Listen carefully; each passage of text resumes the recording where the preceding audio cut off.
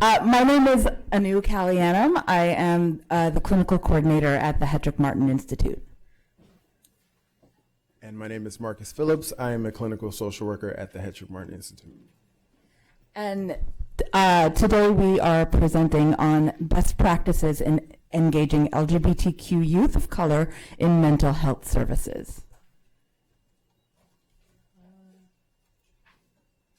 So the Hetrick Martin Institute is the oldest and largest nonprofit agency serving LGBTQ youth, young people for over 30 years.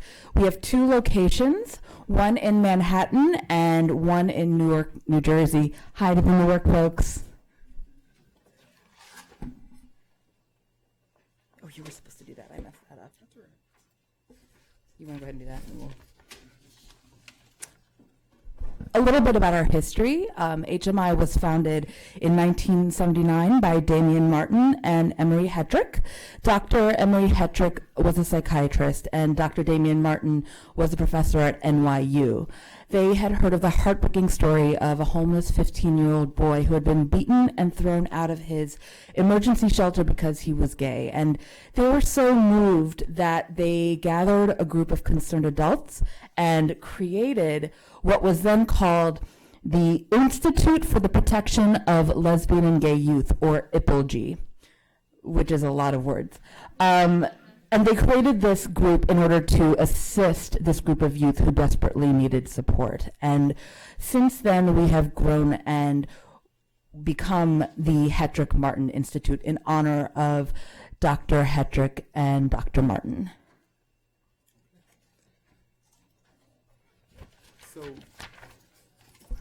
Sorry, I'm not used to speaking into microphones, but before I talk about the mission, I just wanted to echo the speaker. I don't remember their name, the Native American speaker who talked about the ancestors and honoring them. I just wanted to do that for a second as well. I think that's really important to bring them into the space.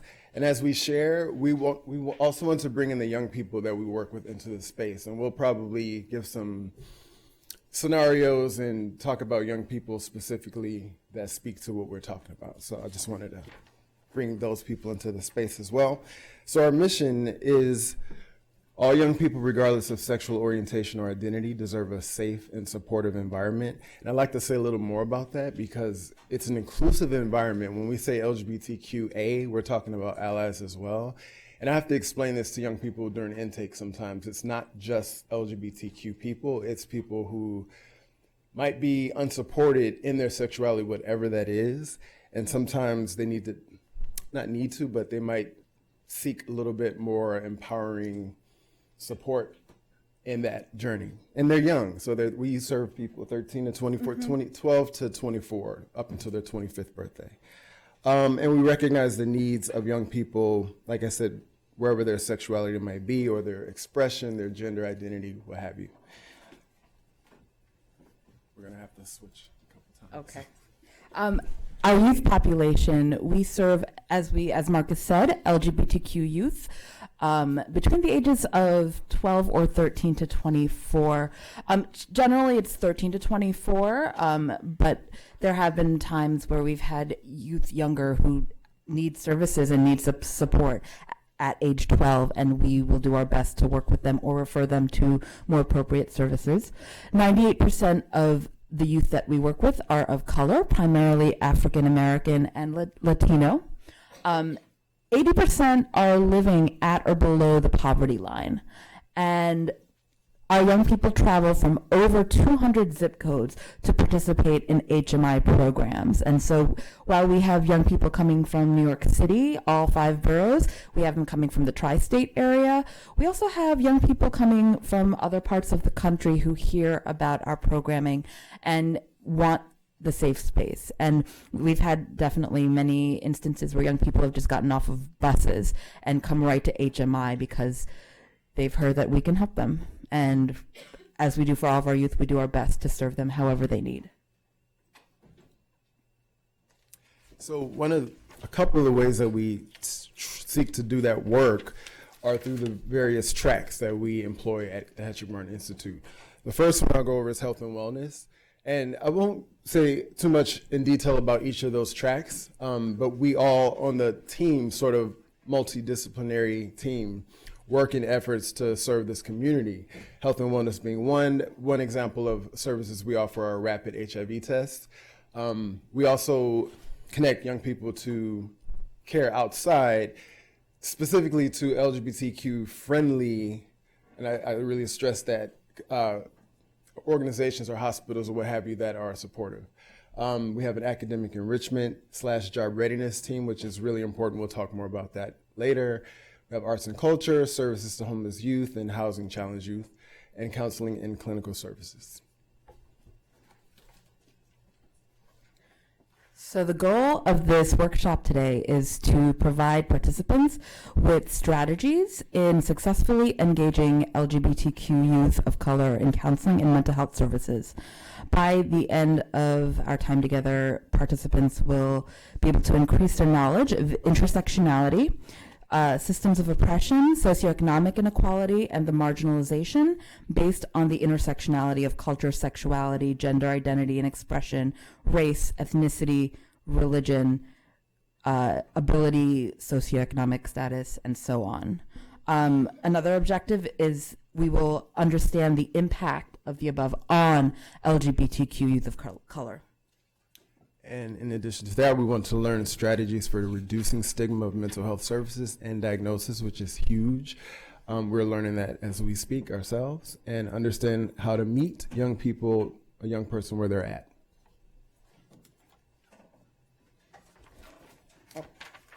So I want to pose a question to you all, and this is an actual live discussion. So why is it important for LGBTQ youth of color to engage in mental health services?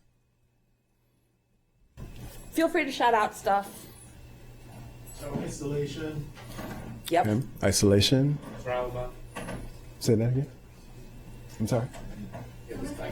Who said Trauma. Okay, got it. Trauma. If you're able to, at that level, address issues of substance abuse, meaning they're using, and they're using a lot. Yes. If you address it there, you may prevent them from having, they might just be a mental health consumer with a substance abuse bipolar disorder, opposed to getting in risky behaviors and contracting HIV. Thank you. I agree. Just to help sort all of that out. When you're young, you have a whole lot of stuff on your head, and to, in general, just things that are consistent with human beings developing into adults and going through life. But you add that LGBTQI, ally, add that the socioeconomic piece, add that just the other parts fitting in, hormones. Right. Adolescence. Why do I like this? Why do I not like that? Why, what have you? Just to hopefully help sort out all of that. Hopefully, because they can't do it by themselves. There's also a lot of community violence, particularly in communities of color alone, but also more so for LGBTQ. Right. The age group that we're talking about is the age where a lot of the severe and persistent mental illnesses develop. Things such as bipolar disorder, schizophrenia, Exactly. and you want to catch them before they do. Right. Absolutely. And also, I have to say that they're normally disconnected from health and mental health services. Right. On top of what the gentleman said is very important. Yes. Yeah, in the case of immigrant youth, it's also the issue of adaptation, changes while growing up. Yes. Absolutely. Very good points. I feel like the mental service path is the only path we have within our system that allows the opportunity of a holistic treatment. So many of the things that people spoke about in the areas in which LGBTQ youth of color may be affected, we have the opportunity to open those doors that services and help can be provided. So. Okay.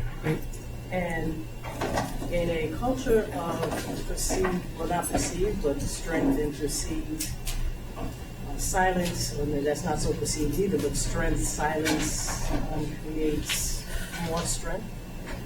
It's important to let our young people know, our young LGBTQ people, know that it's okay to have a conversation, and we are at another time than the elders that raised us. You know, even as an older person talking to young people, it's like, I hear you. And to allow them to learn to speak and be okay with speaking. Absolutely. I think that's a huge point. Oh, go ahead. I think so many LGBTQ youth and youth of color as well lose their families really early on, and that's so traumatic. And to get supports in at such a hard time. Right. I think it's important to speak to a lot of the points that were made, that we have to sort of educate young people and people in general, destigmatize what mental health is.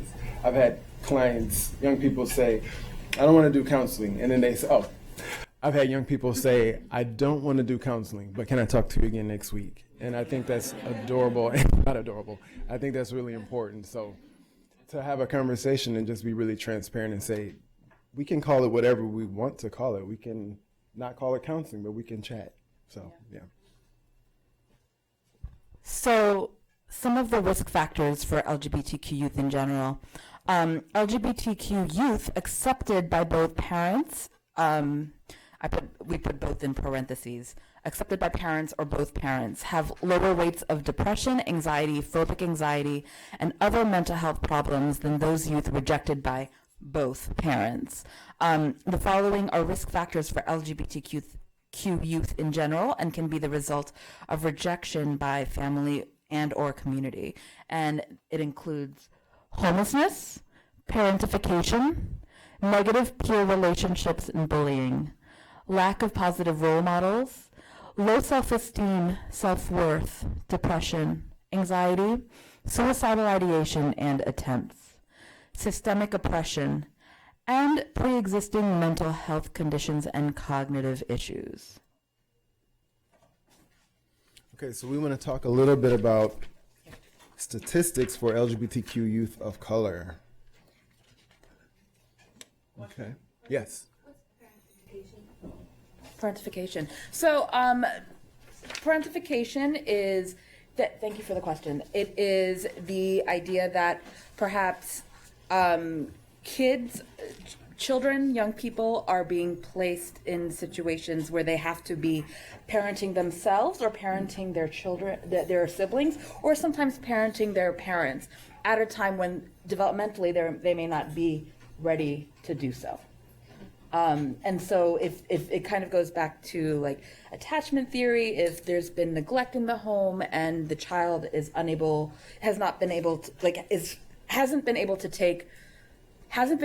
been taken care of by their parents, their guardians, the way that they need to, if there's substance use, abuse in general by the parents, and in order for the child to survive, many children become parents themselves.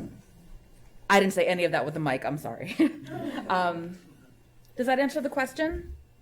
Is there an age group that this applies to? Parentification? Yeah. I don't know if there's necessarily an age group. I think we see it in our young people as young as they come in, and I think we see as they get older sort of how it can play out, and that's often a lot of what we see in counseling. Okay. Not just the consequences, but what set up that sort of a behavior in children. If you could elaborate a little bit on that. Why is it that they become parentified? What are the basic causes that trigger such behaviors?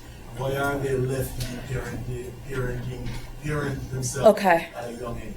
So we're not going to have much time to go into a lot of this because we've got a lot of information and want to make sure we get into everything. But so if you think about it in terms of attachment theory, if a child is born into a family where one or both parents are substance users and are unable to take care of their children, this can often happen. I've seen this happen in families where the parents are immigrants and the children are first generation, and the parents don't have necessarily the language ability or the know-how to navigate systems. And so the children have to kind of take that on for themselves and sometimes for their parents. If children are in foster care or in group homes or have had to bounce around from place to place, they don't have strong attachments to their parents or guardians of origin, as sort of a survival mechanism, the child may learn to take care of themselves, take care of everything around them. And they may not necessarily be developmentally at a place where they have the critical thinking skills to do this developmentally, but they're forced to do it. Many children are forced to do it anyway. And so that can cause different kinds of dissonance. And that can cause challenges with self-care and knowing maybe appropriate boundaries as one gets older, and maybe giving too much of oneself, not really knowing how to set limits because they haven't been taught that before. They've been told you have to do everything, or it gets reinforced within them or internalized that they have to do everything in order to get what they need. And I think Anu mentioned too, another risk of that is when you take over this caretaker sort of idealized self, sometimes they really forfeit taking care of themselves, which is huge. So I wanted to get into stats for LGBTQ youth of color. The first being after coming out to their family or being discovered, many LGBTQ youth are thrown out of their homes, mistreated, or made the focus of the family's dysfunction. Youth of color are significantly less likely to have told their parents they're LGBTQ. One study found that while 80% of LGBTQ whites were out to their parents, only 71% of Latinos, 61% of African Americans, and 51% of Asians and Pacific Islanders were out to parents, which speaks to support. Not having support is dangerous, can be deadly.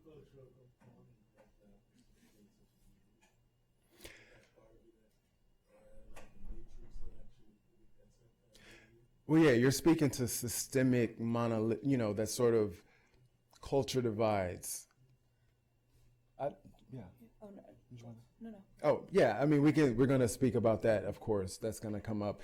But you're speaking to a huge barrier for young people of color that are also LGBTQ because and we're going to talk about it some more, but being stuck between cultures or not, sort of wanting to or feeling the need to identify with one versus the other when you actually have 2, 3, 4, 5 different identities. So yeah, that's a lot. And if we could ask you to hold questions, because we might answer some of the stuff that you're wondering about till we finish. We've got ample time for questions at the end. We'd be appreciative just so we can get through the material. Okay. Yes. Okay, in a large study of attendees of Black Pride events, over half reported that their churches or religion viewed homosexuality as wrong and sinful. In many Latino communities, machismo and Catholicism contribute to homophobic attitudes that hamper efforts to reach Latino gay and bisexual youth with HIV prevention information. Asian Americans and Pacific Islander LGBTQ youth often feel that they have shamed their families when they diverge from cultural expectations to marry and have children. And LGBTQ youth of color report feeling pressure to choose between their ethnic and sexual identities.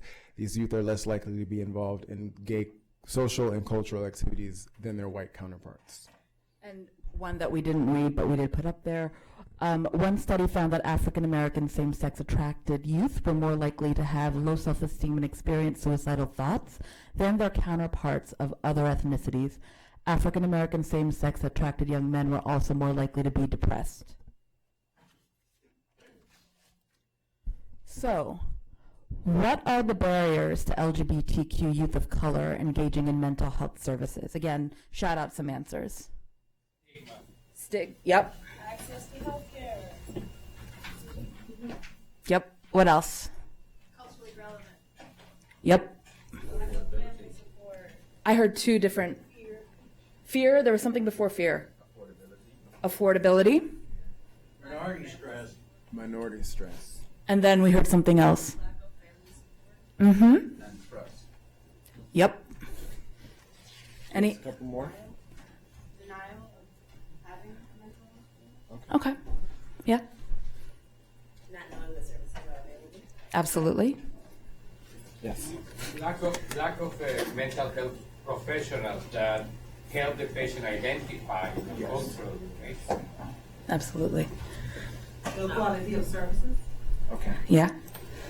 not being able to navigate various identities enough to recognize that you benefit from mental health. Definitely. Yes. And also mental health varies from culture to culture, but it's like mental health issues. One culture is very different. Very important. Mm-hmm. All right.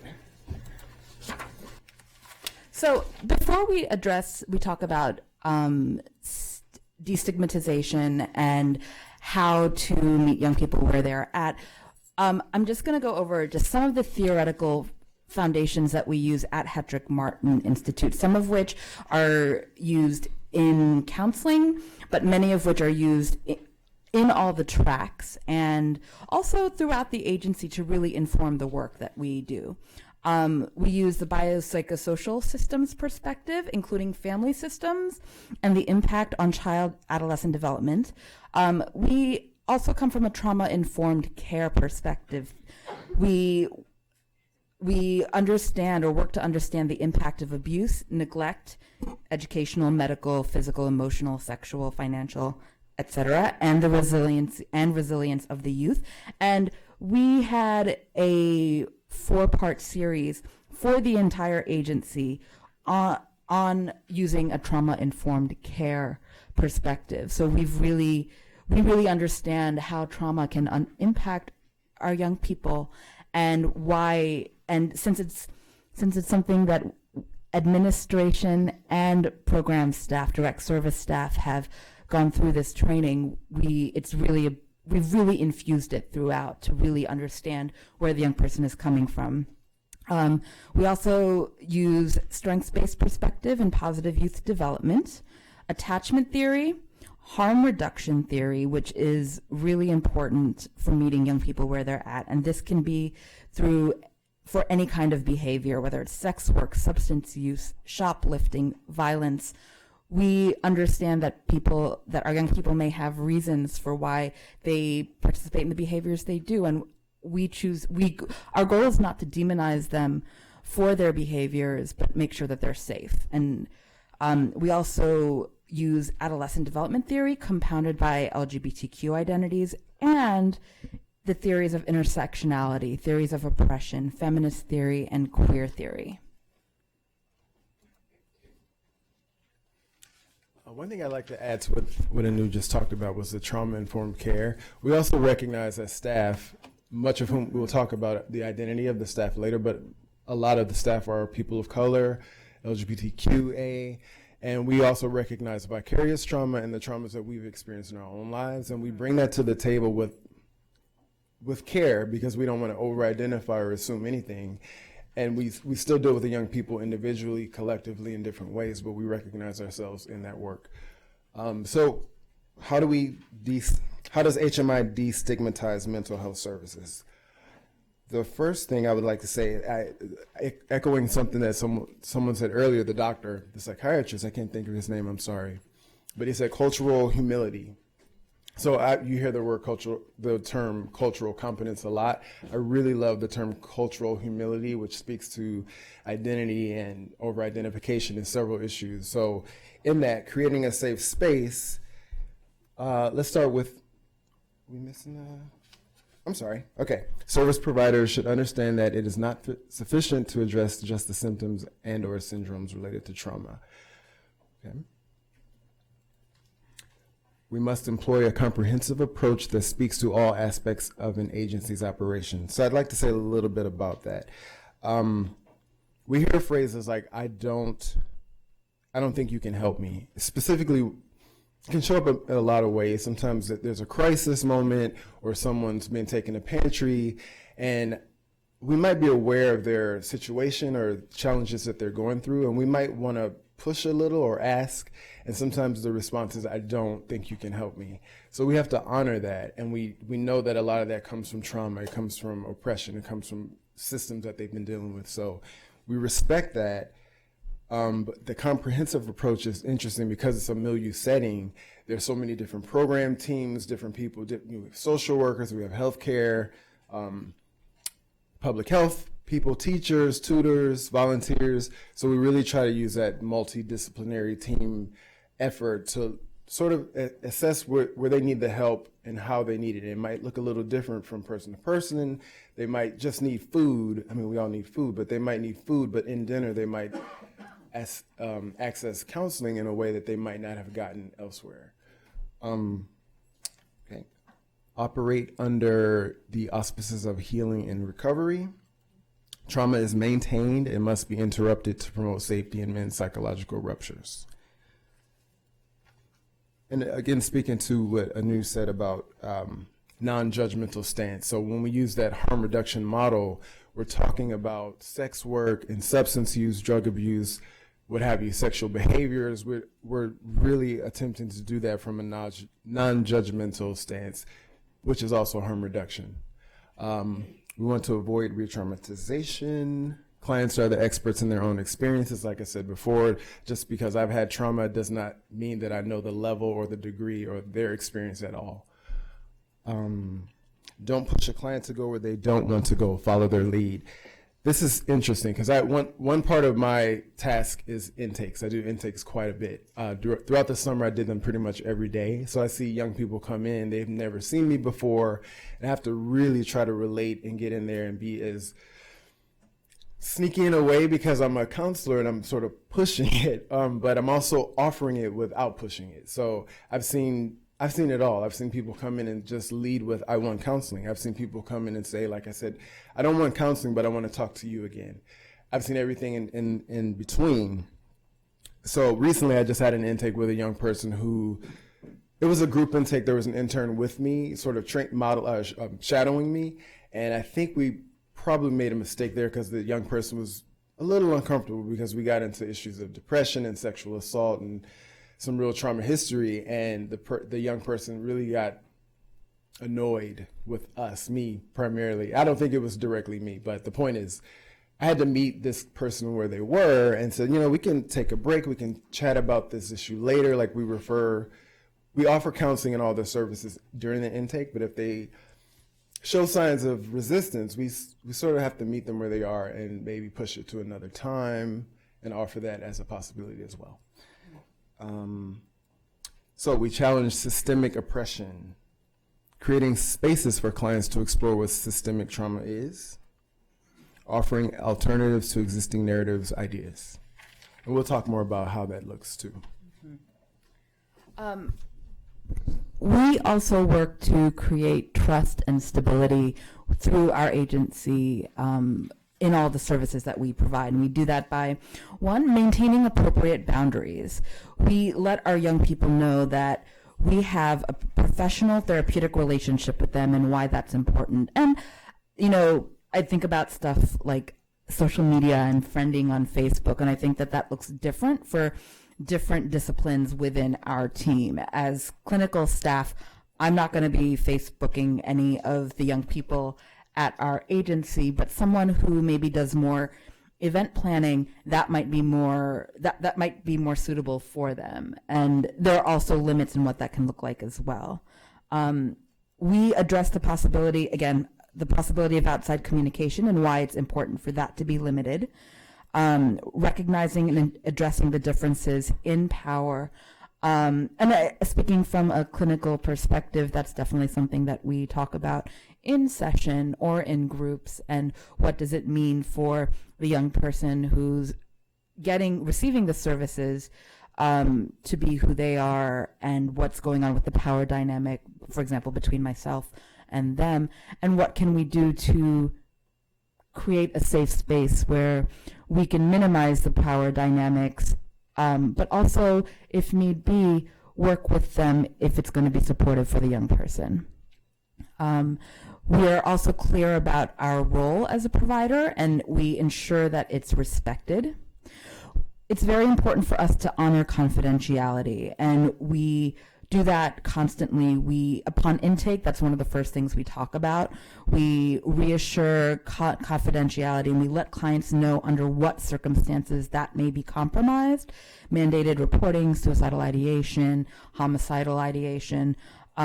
We also let our young people know that staff may talk with each other about what's going on with other young people in order to best support them. And that doesn't necessarily mean we're going to tell all kinds of details, but if one of our young people is in an internship and they're also receiving counseling and they're struggling in the internship, they're not telling their supervisor what's going on, we may then be like, it makes sense for us to just give some general information to the supervisor of the internship of what may be going on, or we may work with the young person to encourage them to talk to their to the supervisor.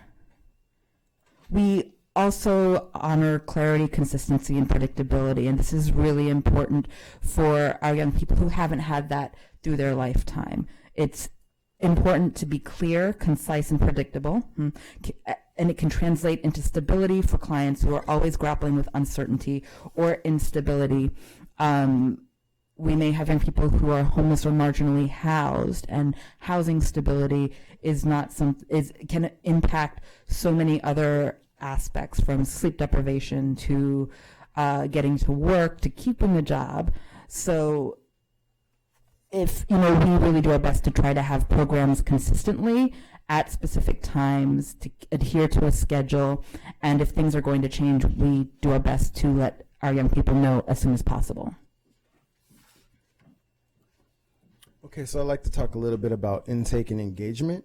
The first point of contact is the biopsychosocial information gleaned from intake and referrals. So our intake is really comprehensive and in-depth. It includes the self-efficacy scale, self-esteem scale, the PHQ-9 depression scale, alcohol and substance use as well.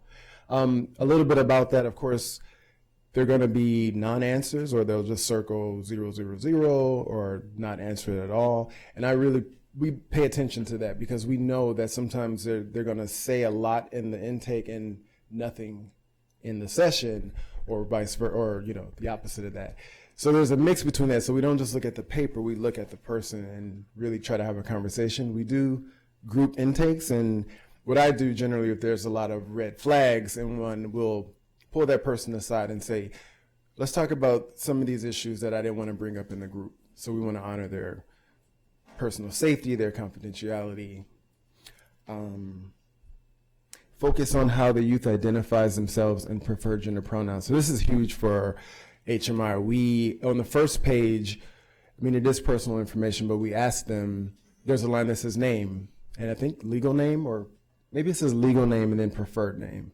So that can change any day of the week, and we let them know that if they want to be, I won't say any names, but if they want to be called Blue, then that's fine. We also, PGP, we often start groups with PGP, intake, any sort of introduction where we meet a new young person, we say, I say, I'm Marcus, I use he and him. Sometimes they've never heard of that, but it's just a way of affirming their identity in that moment, and we let them know that they can change that can be fluid. And sometimes it's the first time they've ever heard that or been allowed to express that part of themselves.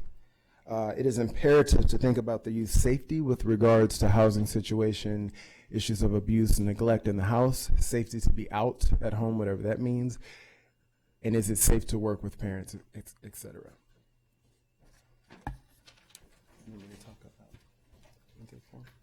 Okay. So this is a little snapshot of pieces of the intake form. And you can see how many options that we have on the intake form, from female, feminine, woman, male, masculine, man, gender nonconforming, trans, transgender, transsexual, M to F, as you can see.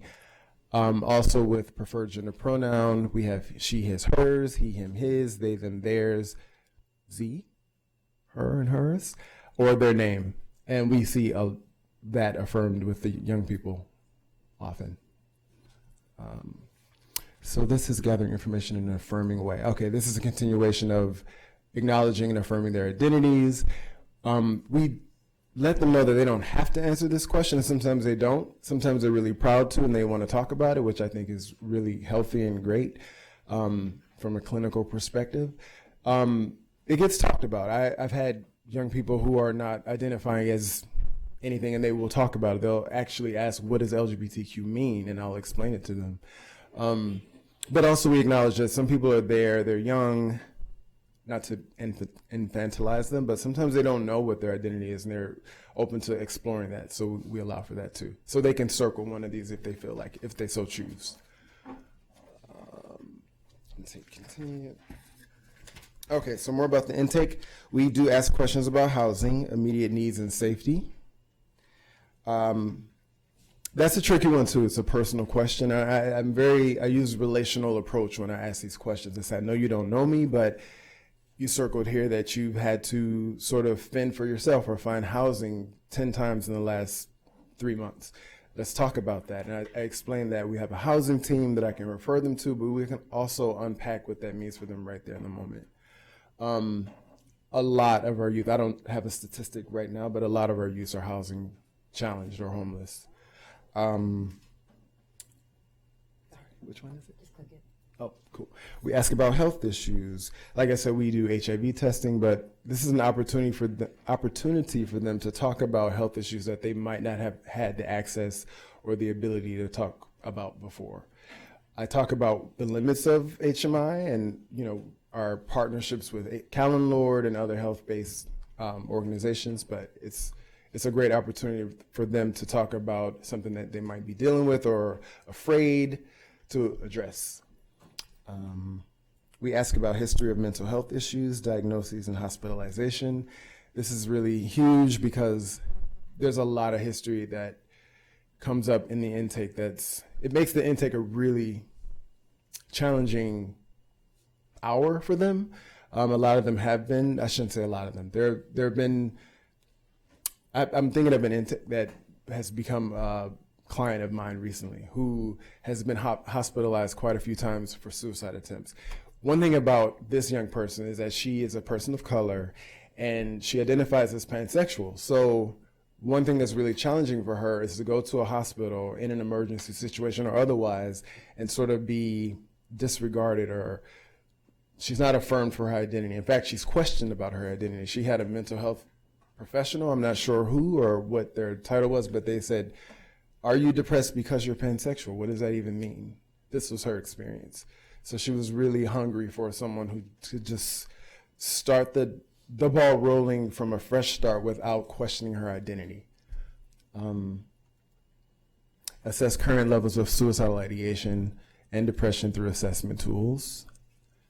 And offer referrals for counseling during intake. Again, that can get a little tricky, and we have to be creative because sometimes like I said, they don't want counseling. They don't want to talk. They see us as another institution, another system that might fail them or judge them or put them in an unsafe space. So we acknowledge that and do the best we can. And I think in terms of assessing suicidal ideation, we have various scales that we use. If they express that they're experiencing any level of suicidal ideation, from just thoughts with no plans to an actual plan, we work with them and we will safety plan with them to keep them safe. And there have been times that we've had to call 911 because a young person on intake isn't able to stay safe and needs immediate care for their safety. Yeah, that's a really important point. So, like I said, there's some resistance. Sometimes, like I said, they don't want counseling. But when the suicidal ideation number is quite high, let's say, I would consider 3 high on the 1 to 10. So we really get into a conversation about what that looks like. What's the difference between the thought? Is it like an existential thought, or is it actually a thought with a plan or a thought of a plan? So we really assess that. And like I said, we can't mandate counseling for them. One thing that's hopeful for me is that often when there is suicidal ideation, they're open to talking about it further, even if it's just for that evening, and they know that they can access OnCall Counseling, which is a daily opportunity for counseling, even if they don't have a consistent counselor. So now we're going to talk a little bit more about what our programming looks like, and how we use that to create safe space and to destigmatize mental health. we design programming that takes into account the issues that LGBTQ youth of color experience, including oppression and intersectionality. The idea that we all have multiple identities and we live at the intersection of those identities, and not one experience makes us who we are. It's accumulation of all of these our experiences. We design programming that takes into account the lack of safety that young people may feel, and more than that. We make space for young people to talk about their experiences and feelings as it fits in the programming. Do you want to talk about neutral ground here later? Sure. So one of the programs that we offer is a weekly group called Neutral Ground, where we talk about HIV and AIDS, and that really, the title speaks for itself, is Neutral Ground, which means you come to the group, doesn't matter. We don't ask people's status or anything, and we let them know that it's an open space, very confidential space. If they want to share experiences, personal experiences, family experience, that's okay. But basically, it's a psychoeducational, mutual aid supportive group. The topic is, well, first let me say the group, because the population is 98% Black and Latino, very often race and sexuality and stigma and all these intersectional issues come up in the group. So we'll be talking about HIV in a certain way, like the decriminalization of HIV, or stigma related to prevention of care, adherence to care, testing, PrEP, PEP, you name it. So race comes up a lot, which is a rich part of that group.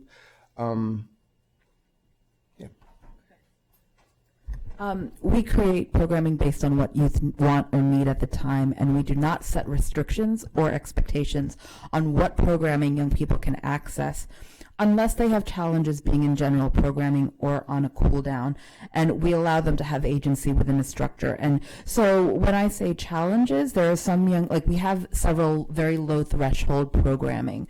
We have pantry services on site. We have an on-site food and clothing pantry that also has a shower and laundry facilities. We have groups that are geared towards voguing. We have a very active Kiki scene. We have an open art studio.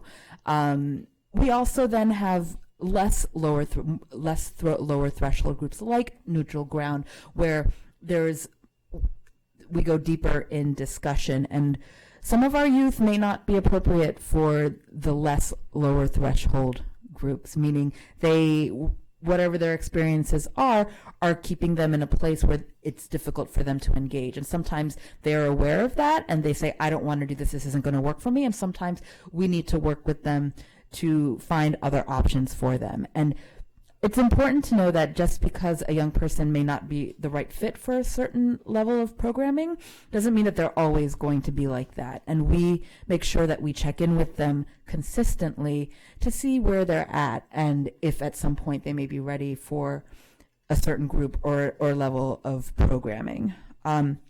Cool downs.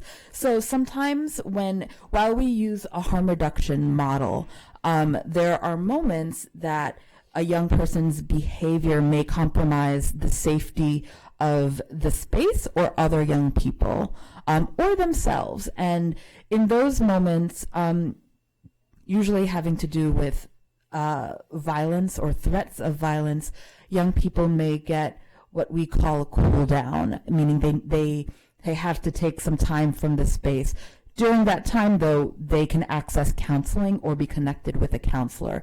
And it's a set defined time of space. They have to come back in and do a kind of a re-entry plan or re-entry sessions or session with a counselor to see where they're at and to see whether, how they are ready to move forward in this space based on this previous situation or incident that happened. Our programs are pretty well attended, and when they're not, when something just isn't working, we see it and we restructure them and we really take in youth feedback. Clinical, I think this is also important to know, and Marcus touched upon this a little bit. Clinical programming may have a non-traditional feel to it, as counseling can sometimes happen outside of the clinician's office. So we have an on-site clothing pantry, and you'd sign up for that at the front desk, and they are assigned either a counselor, a clinician, or a student intern, master's level social work intern generally, to escort them to the pantry. So even if they just need some snacks or some clothes, a counselor is taking them to do an assessment to see if there's anything else that they may need. And as Marcus said, sometimes a young person will say, like, I don't want to talk, I just need to go in and get a new shirt. And then while they're in there, they start disclosing a lot about what's going on for them. And for them, it's not counseling, but it's support. But we are providing that service. We also provide dinner every day from 6 to 6:45. So our young people can always get a hot meal, and that is one of the most utilized services. Pantry and dinner are two of our most utilized services. And during this time, counselors are present, and counselors, young people may talk to counselors or any other staff. And sometimes they don't want to talk in private behind offices. They may just want to have their discussions or talk about what's going on with them in dinner in a very public place. And as clinicians, we'll really work with them to make sure that their safety isn't compromised and confidentiality isn't compromised.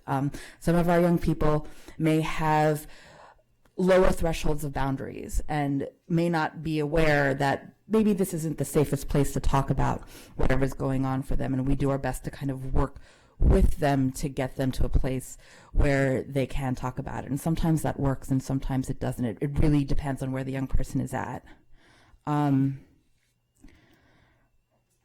Counseling. So we have a lot of different options for counseling. Youth can choose either long-term, one-on-one, weekly, individual counseling or therapy with the same counselor or counseling intern from week to week. And I think one of the most wonderful things that HMI offers in terms of mental health services is the ability for our young people to have access to long-term free psychotherapy. And I feel very fortunate in this because I'm able to work with, I've been with the agency for 6+ years, so I've been able to work with one client, one young person that I can think of. I've been working with her now for 5 years, and that's not often heard of in a lot of youth programming and mental health programming. And she's been able to get these services free. And that's something that we can offer that not a lot of other places can offer.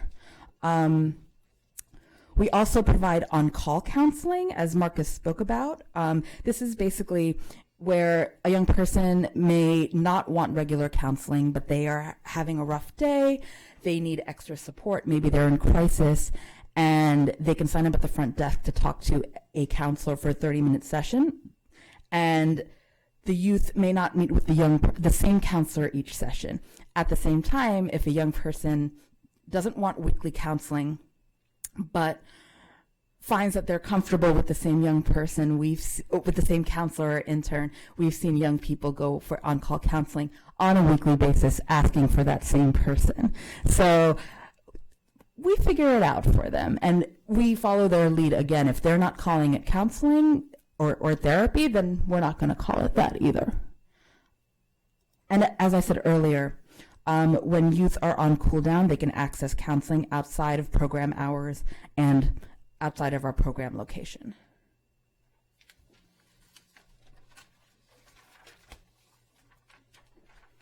Okay, so we want to talk a little bit about staff presence and support. So identity, about half of our staff are more people of color, and much of our staff identifies with the LGBTQ community. Many of our staff are former HMI members. Many of our staff, at their own discretion, disclose being in therapy. The 4 other tracks besides counseling and clinical services have social workers, case managers, counselors on them to provide case management and other support services. Counselors in counseling and clinical services track are present during dinner, as Anu said, chill time, and escort youth to pantry. They have a visible presence in the space as counselors, but also as staff. We participate in parties, special events, and other on and off site activities alongside the youth and with other staff.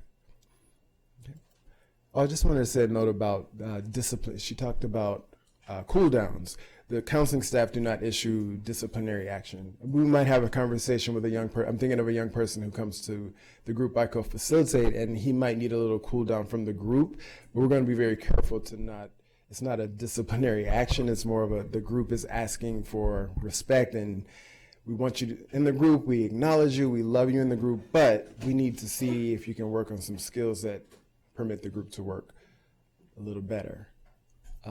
So staff support, Circle and Case Conference are both meetings for staff to come together and talk about youth from a positive youth development framework and focus on youth strengths, challenges, and plans to best support youth.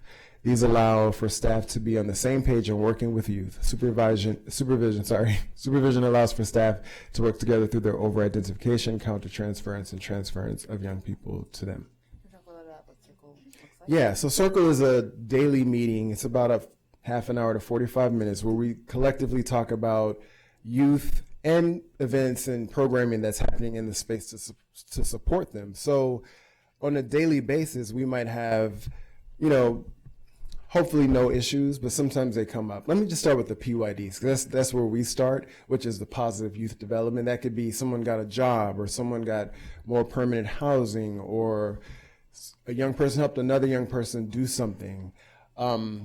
It can look a lot of different ways, but it's really good to sort of highlight them because we work in a milieu setting. So sometimes something happens on the east side of the building and we don't know about the other side for a couple of days. So it's really good to sort of bring them into that space and talk about how they're developing, how they're helping each other, how they're helping themselves. And then the youth issue part is, a little bit more negative. It could be a fight or a threat, or maybe someone lost housing, or someone has a medical concern. Again, it's confidential, but we're sharing this information with each other so that they can access the youth in that creative, innovative way that we all try to do. Because like I said, sometimes I don't want counseling, or I don't want to talk to staff, but they will maybe access them in a different way in dinner, or through an HIV test, or maybe during train pass on the way to the train. It's happened.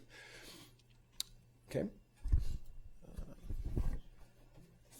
So we're going to talk now a little bit about why it's important to meet youth where they're at. And I think we've been using throwing those words around, meeting a young person where they're at.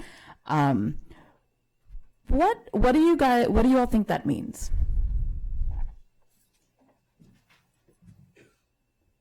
Yes.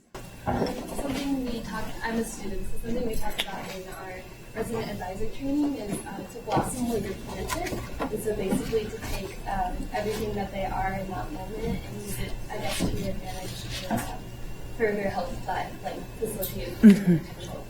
So it's connected to strengths-based perspective, really working from a young person's strengths.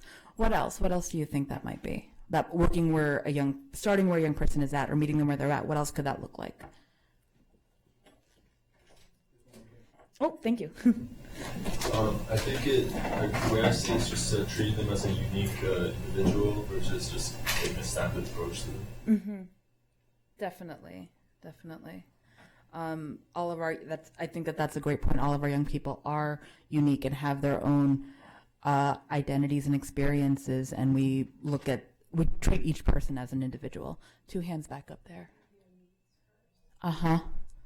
Meeting whatever basic needs they have first. So on intake, for example, we ask, do you have any immediate needs today? And someone might circle pantry, housing, and clothing, or food. And so we'll talk about that with them, and then after we give them the tour, we can take them to the pantry and let them get whatever they need. Yes. Yeah, but also touches on us as service providers, because we tend to believe that we know what everything is. We are the savior. That's not it. We have to hear from the client first and adapt to what the client is telling us. I was going to say, akin to what he's saying, is checking our judgment. We are individuals, we are human beings too. Sometimes we come into our own jobs as professionals with certain absolutely closer to groups outside of our own, and we need to absolutely check our judgment. Yeah. So I heard you say, is there a peer-to-peer level? So sort of where they're left alone and they're helping each other. And in that, when I say peer-to-peer, is there any part of your programming that lets your age groups go out and do some of their own programming?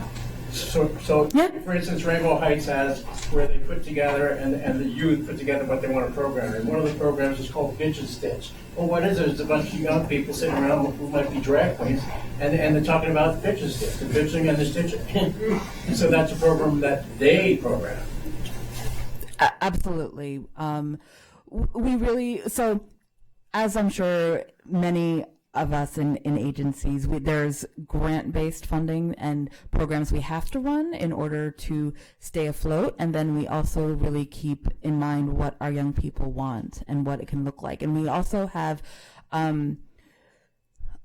several paid internships where the young people will facilitate the groups and decide and create the groups from the beginning, and whether it's a one-time group or a series of groups. And these interns, these young people who are interns in these different programs, are in charge of those groups. And we've had young people run groups on hygiene. We've had young people do condom demonstrations. You want to talk about that one? Yeah, so there's a new group that's not official yet, but it's been going on for a couple months maybe. It's called How I Like It. And this sort of turned out with a group of high school students that go to a certain high school together, and another staff person sort of had this conversation about sex at dinner. It was at dinner. So this is in a group big space, and this conversation has now turned into a weekly group where I think it's officially going to be called How I Like It, where they really get into the conversation of sex in a sex positive way. Maybe you could say harm reduction, but I don't want to use that term. It's just an organic group that came from the youth. So, as we've talked about, it's important to meet youth where they're at, because I'm just going to read it. We cannot make assumptions about anyone just because we may look like them, have a similar history as they do, or similar diagnoses. The young person's experience is their own experience alone. Many LGBTQ youth of color have experienced oppression in a myriad of ways and within many systems. So it is necessary to create space to talk about their experiences of oppression, both in session and within programming. And these oppressive systems can inform how a young person engages with others and with themselves. Meeting youth where they're at protects the safety, sense of self of our young people, and it thwarts re-traumatization, because thinking in terms of systems, if a young person has, well, I'm going to get to that in a second. But in terms of thwarting re-traumatization, if we're meeting them where they're at, we're acknowledging the systems that we can then acknowledge the systems that have played a part in their role and their experiences within these systems that may have been oppressive, and we can make sure that we're not repeating that systemic oppression. It's as a safe space, we understand that our young people have a variety of values and have a variety of reasons for their behavior, actions, and words, and we do our best not to judge anyone for their values, appearances, behaviors, or choices. We do our best to use affirmation, de-escalation, and behavior modification over police involvement. And I think sometimes, like, if one young person has a restraining order against another young person, we may have to create some limits on what programming looks like. That's definitely happened in our past. There have been times, so HMI shares space with the Harvey Milk High School, which is the Department of Education school. So there are definite rules that they have. And because it's a high school, they have school safety agents on site, which stay around for us when we take over and start the after-school program. Now, we've had experiences, unfortunately, where a warrant has been issued on a young person for whatever reason, and it can be really challenging because school safety will have to act on that warrant. And so what we try to do is we let the young person know, this is what's going on. Let's try to help you find other places to go, because we don't want them to get arrested. We don't want that to happen on site at all. And I think, just speaking about strengths of our young people, for one young person where this happened, she needed some services one day, and she knew there was a warrant. She knew she couldn't be in the space, but she totally came in the space with a baseball cap on and sunglasses and like a scarf, and was really trying to go incognito. And some staff recognized her immediately, but were able to pull her aside and speak with her confidentially and assess safety and help her with what she needed and get her out of the building before school safety could intervene. So that's kind of what we look like, what the work that we do. And I think a young person may have had one or several previous negative and or traumatizing experiences with mental health providers, which informs their ability or desire to engage in mental health services of any type. Counseling and mental health services work best when the client is ready to access such services, and any person with a mental health diagnosis is more than just their mental health, and we let the person know that. I've had a young person who I've been able to work with who he had been in, he's a young man, person of color, and he had therapy before with therapists who were white, and he didn't understand where he was coming from and would often make comments that felt really racist to him and really created an unsafe space. And when he found out about HMI and he inquired about counseling, he asked for a counselor of color, and that was really important for him. And I feel like we're really fortunate that we can provide that, whether it's our counseling, a staff person, or one of our interns. And I think along with that, it's also important to know that we also have counselors who are not people of color and who are allies, and they will, as appropriate, explore the dynamic going on with a young person who is of color, just to kind of put it out there. But it's also done, I think, in following the young person's lead. Like, we're not going to jump in there and say, so you're a person of color, I'm white, what's going on? Because that may not be where the young person is at. But if the young person, like colleagues have told me that, like, if a young person you're paying attention to body language or something's going on and it's something you can address, it can often help build therapeutic alliance. Yeah, to add a little bit to that too, I spoke about it before about when I said over-identification. That's just one way that I could make a mistake.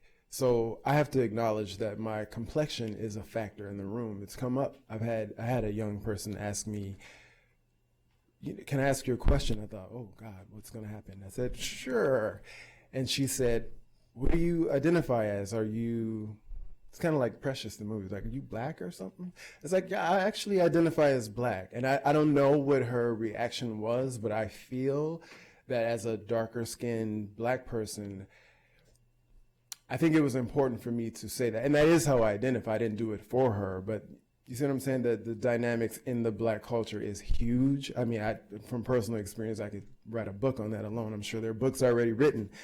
But to acknowledge that I don't know everything just because I'm black. And I certainly, I'm not dressed like this at work. I'm a little more relaxed, but I'm an authority figure. I'm a man. I'm a cisgender man. I'm 6'1", whatever. All those things might affect their ability to access me. So I'm aware of that when I talk to someone, and not just assume that because we're both black, we're cool and we know the same things, because we don't. So I wanted to talk about, we got 10 minutes. Okay, so tips on how to meet young people where they are at. We've heard a lot already today, so we'll just go through them really quickly. To reiterate, one is acknowledge name and PGP. Acknowledge name and PGP and the fluidity of expression and identities. We explore, what do you need help with? We ask them, what brought you in today? We look at their strengths, hobbies, talents, hopes, goals, and bolstering what they bring to HMI. We pay attention to body language. Like I said, I've seen young people sort of get resistant, and it's gestural, or it's eye rolling, or whatever, or they walk away. That we pay attention to that. Don't judge behaviors, attitudes, words, appearance. Instead, focus on young person's feelings, their experiences in the world, and focus on their safety. Even if you believe that a young person needs counseling or any other mental health service, they decide if they want to engage in the service or not. the young person decides if they want to start psychotropic medications regardless of their diagnoses. And listen to how young people talk, listen to how the young person talks about their mental health issues and follow their lead. There may be times a counselor needs to address diagnoses if safety is a concern. And just an example of that, I have a young person who I've been working with who has been diagnosed as bipolar, but she's rejected her diagnoses for as long as I've been working with her. And she'll tell me about ups and downs, and that's how we talk about her cycling, is that she's in an up place, she's in a down place. And I'm not good, and I haven't used the terms like manic or depressive with her because that's not where she's at. At the same time, it was getting to a point that she was talking about ups and downs and about her diagnoses and how she thought it was total bullshit. But what does it mean? I'm saying things like, I'm more than just this diagnosis. And at some point it felt appropriate to actually pull down the DSM and just say, why don't we look through the DSM at what this looks like? Maybe some of this will fit, maybe some of it won't fit. But it might help contextualize what's going on. And for her, it was really positive to do that because she was able to identify with some of the characteristics, I reject some other characteristics, but it also just kind of gave her context to what was going on for her. And she still struggles with naming what's going on for her as bipolar, but she's in a place now where she's more open to medication than she's been. So sometimes it can be helpful, and sometimes if we're not addressing a mental health diagnosis, that can be that can actually hurt the young person more. And as clinicians, we need to use our assessment skill to understand that better. Questions? Thank you. We love it. I spoke for you. I love it too. I love it too. You don't have residential, right? It's No. just walk-in. Yeah. I would say that I feel that you were very genuine about what you were doing. Sometimes people say a lot of good things about the services that they're providing, and you're like, I don't know about that. So I feel that, and I think it's great. It sounds really good. Sounds like a very wonderful agency, but it's just one agency in the middle of New York City. So the idea was to get ideas about best practices, and I think I got some of that, but I'm not sure I got all that I was expecting.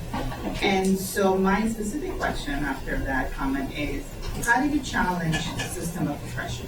But you mentioned that, and I want to know the how. Sure. I could speak to that on a micro level. I'm thinking of a young person who I did an intake with a month ago. High suicidal ideation, lots of depression, isolated from her family. And as we got into the discussion, again, I'm a new person to her, and we're sort of assessing all this personal information challenges she's dealing with. And it really brought a tear to my eye when she said, well, it's hard being like this.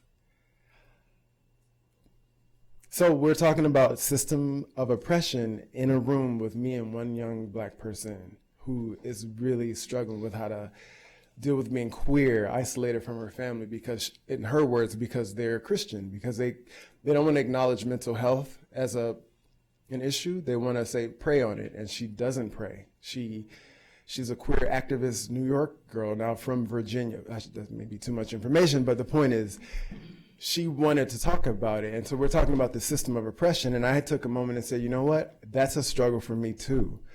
I'd love it if you had some input. And she is an activist, so she told me about her work in the city. But yeah, that's a huge question. I mean, some of the work we do, a lot of the work we do is on a micro level. And yes, it's an agency, one small agency, which serves 1,200 youth a year and 68 students in the high school. That's a very small number. You figure this out. As an agency, yeah. Your staff, how do you challenge? Yeah. So, 2 minutes, okay. first I want to say I don't think we're perfect at it. I think it's a continual process, and I think it's challenging, and there are moments that it feels like it works really well, and there are moments that it feels like we're not doing such a great job. Just to be fully transparent, I think that's real. I think that's real for many. I think that parallels the experience of living through and within systems of oppression. How, as an agency, we do it in a variety of different ways. I think one of the most important things that we did was having this agency-wide trauma-informed care training for all of our staff, direct service staff and administrative staff. So we're having like our chief executive officer and the executive team taking this as well to really unpack and understand trauma and the trauma that comes with oppression. We have, when larger events happen within our community, we create spaces to talk about it, but we also take our youth's lead on it. So when Ferguson was happening and then Baltimore following, we kept space open to make sure that we were talking about these issues on a macro level, but we also wanted to make sure that this is what the young people wanted to talk about. Maybe as staff, we were absolutely exhausted with talking about it because so many of us live with it. But then we also know we have to hold space for young people as well. So it's kind of working through that. So we have monthly community meetings, and that, if it's something a young person wants to talk about, is a place we can talk about oppression. I think we also, as an agency, we have an advocacy and training and capacity building department that is quite new. It's about 2 years. So we also go out and do a lot of trainings to various governmental bodies, Department of Health, Department of Education, on definitely LGBTQ development issues, but also talking about trauma and talking about systemic oppression. So we try to get at it as many ways as possible. And I think we can also provide our emails. If people want to ask more questions, email us afterwards with more questions, and we'll be around so we can talk about stuff too. One more minute. Okay. Yes. I just, it's interesting when I heard the question, I wasn't sure, but what the work you're doing is addressing the oppression. I mean, it's right in your face, so it's, I just want to acknowledge that, because, all the other work is important, but your existence is a fight against oppression. I want to say, I do think to have a space that they can come to have counseling if they want it, and have food and community and people that might look like them or not, and still be supportive. I'm sorry. I don't know, you may have said this already, but I wondered about the hours in which you provide the service. And if someone gets off a bus and is homeless, how do you are you able to give them immediate housing? I mean, I just wondered if you're able want to take that one? Yeah. Okay. We're open Monday through Friday, 3:15 to 7:15, and on Saturdays from 11 to 4, and starting October 24th, we're open till 8 on Saturdays. If a young person gets off a bus and the first stop is to HMI, they'll go through our intake process, and once you go through the intake, you're automatically a member. And then you can, if they need housing right away, we will connect them with one of our housing counselors to help them navigate the shelter system for LGBTQ youth. It depends on age, it depends on what they are looking for. Younger young people, like under 21, there's more options for them, and that's a reality. And the other part of the reality is that once you turn 21, or once you're over 21, it is a lot harder to find housing. And we age out at 24, and it gets even harder when you're past the age of 24. So we will connect someone, and there are lots of different housing options available that we will work through with them. We will sit with them and make calls to see if we can at least find them a bed or a safe space for the night. Yes. Real quick, I just wanted to say, speaking to the whole how do y'all handle addressing the oppression thing, I think, and this is coming from a youth's perspective and my own personal experience, the ripple effects are real, and I've definitely had resources provided me that saved my life, and I wouldn't be here today if it wasn't for those experiences. And that support, with that existence, works towards that resistance too. So Thank you. not your service expressively, but We're all working together. So no individual or organization can do it. Yes. Can we write that on? No. We No, I don't know how to type that on there. Okay, we'll spell it out like we did before. You want to go first? My email address is mphillips, PHILLIPS, @hmi.org. That's mphillips with 2 L's at hmi.org. Mine is AKALYANAM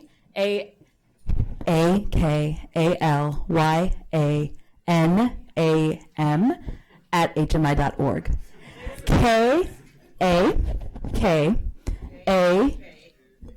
I'm going to start over again. AKALYANAM